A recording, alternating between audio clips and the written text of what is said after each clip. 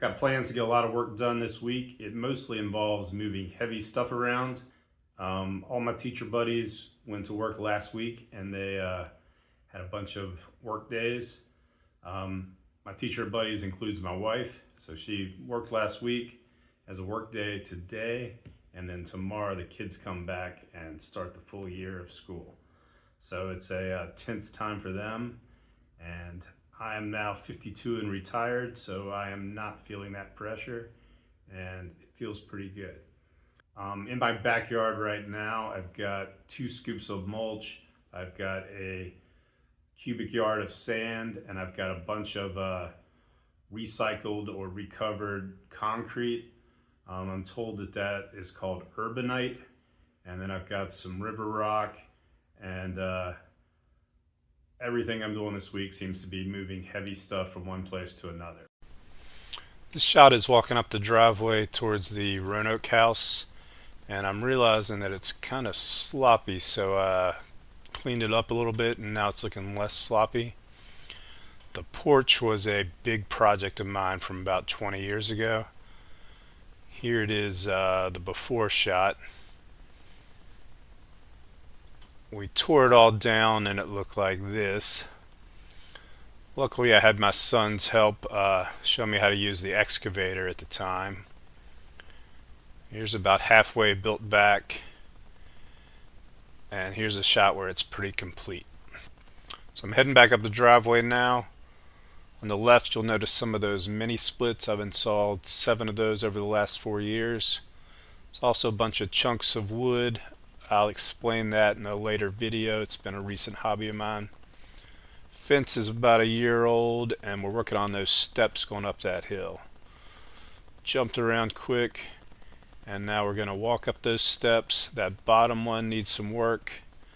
The top one there needs some work. That white 4x6 needs some paint. And walking and turning and going up the steps, this would be going towards the apartment. Turned around on the steps, looking at the backyard. We've kind of got 3 sections. The one closest to me pins the dogs in. They're pretty small, I can get through small holes, so having them have access to the whole yard is kind of a pain, and don't want them in the garden wreaking havoc. Over there you can see the section which got the garden, and then back here you've got a area that is open to the alley, and you can get a truck back here to make deliveries. We got what was a cubic yard of sand. We got a couple scoops of mulch. A little lesson for you on buying things in bulk like that. That little bag right there, that actually had pond stone in it, but they sell bags of sand at that size, and it is half a cubic foot. If you compare half a cubic foot to a cubic yard would be 3 feet by 3 feet by 3 feet, which is 9. Which is not 9, which is 27. And then if you've got half a cubic foot there, then now you need 54 of those little bags to make 1 cubic yard of sand. A cubic yard of sand, the way they sell it, is kind of amazing, because that bag right there will hold the sand, which is a whole lot of weight.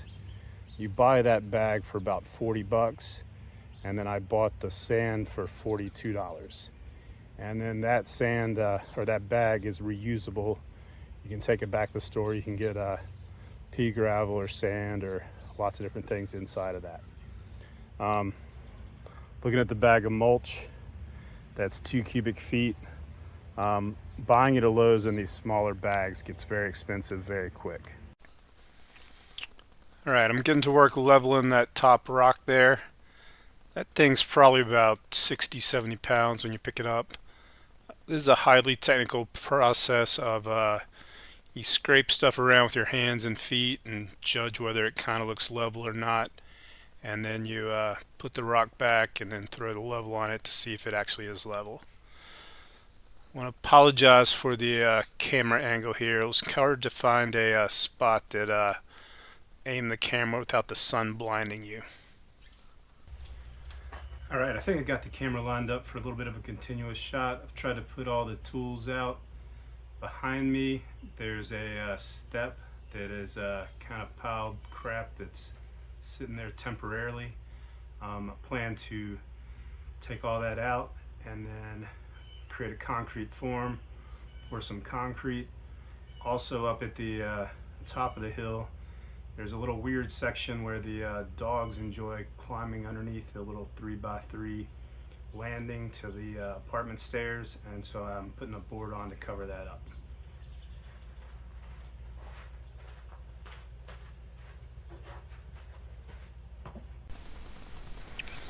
Really picked up the pace here. Looks like I'm working at like triple speed. I'm marking that board, get it cut to the right length.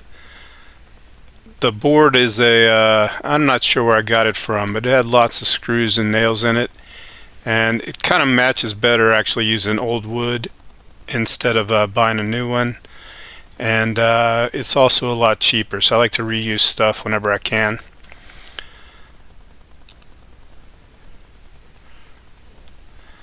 It's kind of awkward up underneath those steps. It's pretty easy to hit your head, so I take the time here to set my screws into the board, get everything ready. I kind of glance up there so I can kind of eyeball where I can put the screws to actually hit something.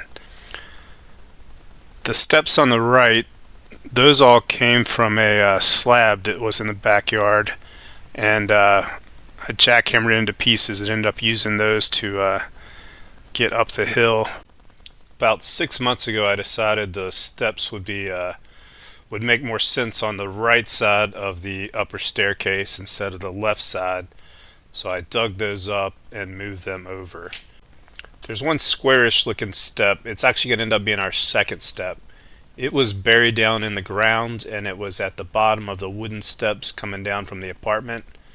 It was kind of a big thing to move, but if aliens can build the pyramids, I think I can move that block down the hill a little ways. So now I'm going to start taking apart that temporary step, and that'll make way for me to put in some concrete forms to get a good solid first step going up the steps.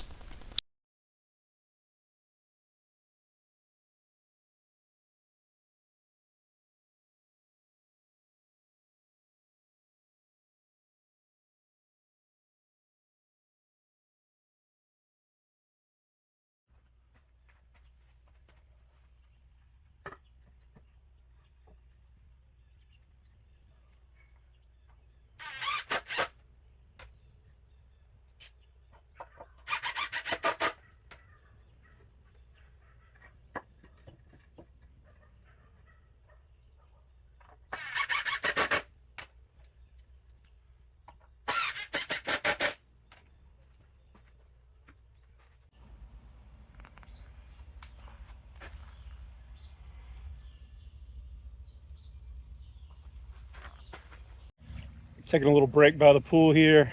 Got some good news. I just got my 13th subscriber. 13's always been a lucky number, and I think the guy who subscribed 13th is none other than Tay, who is a salvage dog and has the YouTube channel Lift Arc Studios. And I've been thinking that we could help each other out. So if you take his 76,000 subscribers and my 13 subscribers go over to his channel, he'll have 76,000 subscribers. Well, I've got my form as good as I'm going to get it. When I'm building that, a couple things to try to do. You want the top of the step or the tread to be about a foot. Mine's about 11 inches here. You want the rise to be between about 5 and 7 inches. I think we're at 6.5. Concrete's really heavy, so you want it very sturdy because you don't want the concrete to like push the form out of its place. Piled some sand and some broken cinder blocks in the bottom. Added some reinforcement wire. Got tools set up and ready. Got a tray to mix the concrete in, a hoe, several of my concrete tools that I haven't used in 10 years probably, and I've got 5 bags of ready. Okay, I'm leveling it up now. It took 4.5 bags of concrete to fill that area, and a big danger is having parts that are unmixed in the concrete and then having air voids in the concrete, particularly on the front and on the two sides. So I'm going to try to punch the trowel down in close to the edges as much as possible, get it kind of flat, and then I might use the reciprocating saw to vibrate it a little bit later. Well, it's Thursday morning, and this is the morning that the forms come off the concrete. The day the forms come off concrete is kind of like Christmas morning, except for on Christmas morning it's usually pretty good, and on taking the forms off day there's some stuff that could go wrong. Got a new tripod and using it now. I attempted to use it when I was mixing the concrete and putting it into the form, but apparently the bracket that holds the phone can't cover up the lens for the camera. So it seemed like there was a gap in what I was doing yesterday. That's why. So let's get these forms off.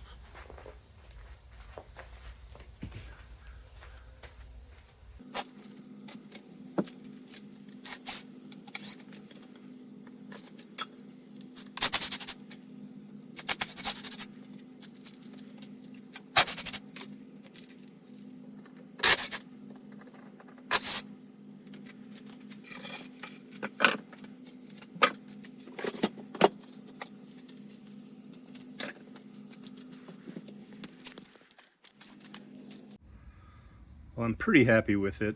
The slope on it ended up a little bit downhill to the left, and then it's a little bit downhill coming off the step, which I intended to do. The riser is slightly taller than I like. It's like 7 1/4. There's one spot with the front edge right there where there's a gravel that I didn't get banged out of the way, and so there's a little mark there where gravel created a void. But overall, pretty pleased with that, and not bad for a physics teacher. DIY tip for dads: if ever you're doing concrete or plaster or drywall work, throw a big fit and make enough noise that your wife comes into the room and tell her that the kids have wrecked your project, and then show them the carefully placed handprints of your kids in the mud. Oh, the inspector's here. Hello, so what do you think of the new step? Did it meet your approval? Can you get up and down the hill safely now?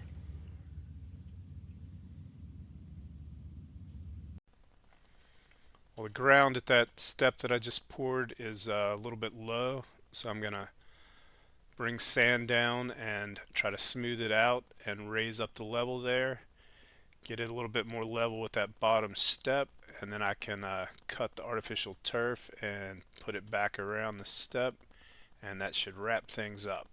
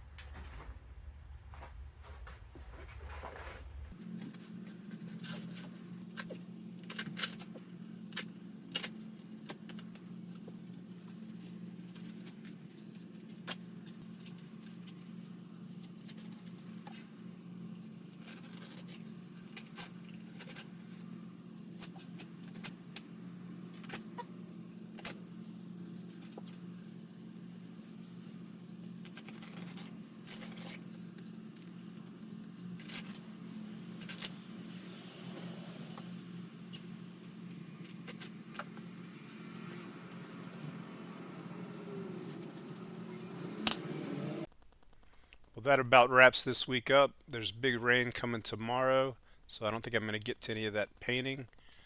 I've got an unrelated job to work on tomorrow instead.